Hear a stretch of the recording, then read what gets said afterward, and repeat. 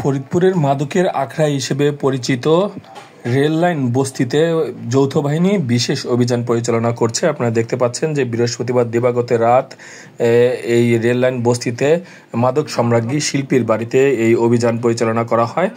আর সেখানে আমরা দেখতে পাচ্ছি যে যৌথ বাহিনী এই পুরো এলাকাটা কিন্তু একদম ঘিরে রেখেছে এই বিশেষ অভিযানে। আর সেখানেই আমরা দেখতে পাচ্ছি যে যতগুলো ঘর রয়েছে সেই ঘরগুলো তল্লাশি করছেন যৌথ বাহিনীর বিশেষ অভিযানে। এই অভিযানে গোপন সংবাদের ভিত্তিতে এই যৌথ বাহিনী আজকের যে অভিযান পরিচালনা করছে সেখানে কিন্তু তারা জানতে পেরেছেন যে মাদকের বড় চালান রয়েছে। আর এই চালান বিগত বেশ কয়েক বছর ধরেই কিন্তু মূলত এখানে আসে। আপনাদেরকে যদি একটু জানিয়ে রাখি যে ভারত থেকে যেই ট্রেন ফরিদপুর হয়ে ঢাকা সহ বিভিন্ন জায়গায় যায় সেই ট্রেনটি কিন্তু মূলত ফরিদপুরের উপর দিয়ে বেনাপোল থেকে যেটি ছেড়ে আসে সেটি ফরিদপুরের উপর দিয়েই যায়। আর তখন এই ভারত থেকে যে মাদকগুলো আসে সেগুলোই ফরিদপুর এই রেল বস্তিতেই মূলত এসে নামে। আর তারপর থেকেই কিন্তু বিভিন্ন জায়গায় ছড়িয়ে ছিটে থাকে। আপনারা দেখতে পাচ্ছেন ক্যামেরার মাধ্যমে যে যৌথ বাহিনী এই শিল্পীর বাড়িতে অভিযান চালিয়েছে। সেখানে বিপুল পরিমাণে এই মাদক কিন্তু তারা জব্দ করতে পেরেছেন। এখানে হিরোইন, গাঁজা, ইয়াবা কিন্তু আছে। তারা কিন্তু সেই এই যে পলিথিনের যে ইগুলো দেখতে পাচ্ছেন সেগুলোর মধ্যে মূলত হেরোইন রাখা, আর যেগুলো কস্টেপ দিয়ে পেঁচানো ওগুলোর মধ্যে গাঁজা রয়েছে। তো বিপুল পরিমাণ এই হেরোইন, গাঁজা এগুলো এই মাদক সম্রাজ্ঞীর বাড়িতেই পাওয়া গেছে। শুধু এই রেল বস্তির একটি বাড়িতেই নয়, আরও অনেকগুলো বাড়িতেও কিন্তু এই যৌথ বাহিনী অভিযান পরিচালনা করছেন, যেখানটাতে এই মাদকের পাশাপাশি দেশীয় যেই অস্ত্র রয়েছে সেই বিপুল পরিমাণ অস্ত্রও কিন্তু এই যৌথ বাহিনী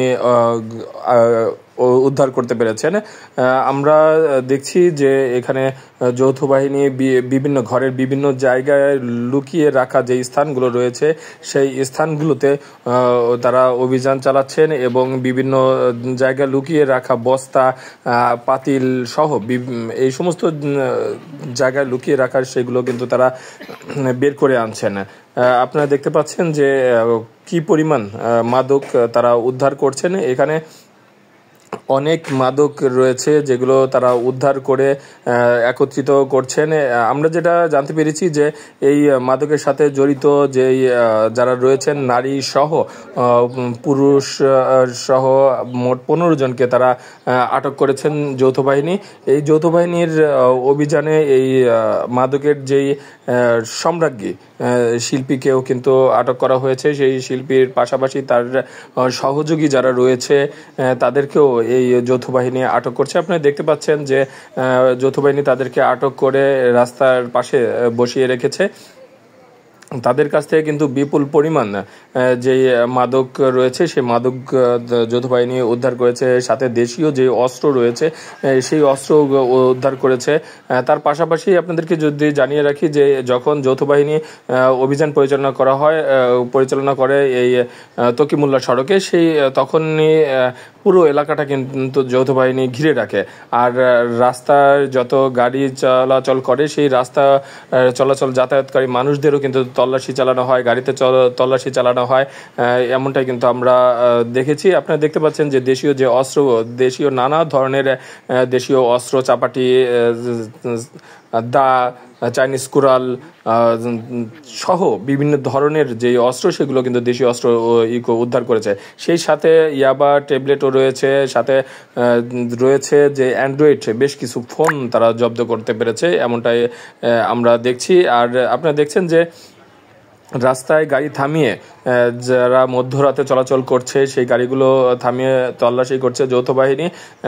তল্লাশি করে দেখছে যে মাদক পরিবহন, মূলত মাদক রাতেই অধিকাংশ সময় কিন্তু পরিবহন হয়। আমরা কিন্তু আগেও বলেছি যে বেনাপোল থেকে যে ট্রেনটি ফরিদপুর হয়ে ঢাকায় যায় সেই ট্রেনে অনেক মাদক সরবরাহ হয়ে থাকে অনেক সময়, যার কারণে এই যে রেল বস্তি রয়েছে এই বস্তিতেই মূলত এদের আখড়া বিগত কয়েক বছর ধরেই কিন্তু এই আখড়াটি হিসেবে বিবেচিত, যার কারণে মাদকের সরবরাহ বেড়ে যাওয়ায় দেশের পরিস্থিতি, ফরিদপুরের পরিস্থিতি খারাপ হতে দিকে ধাবিত হওয়ার কারণেই কিন্তু এই অভিযান পরিচালনা করছে সেনাবাহিনী।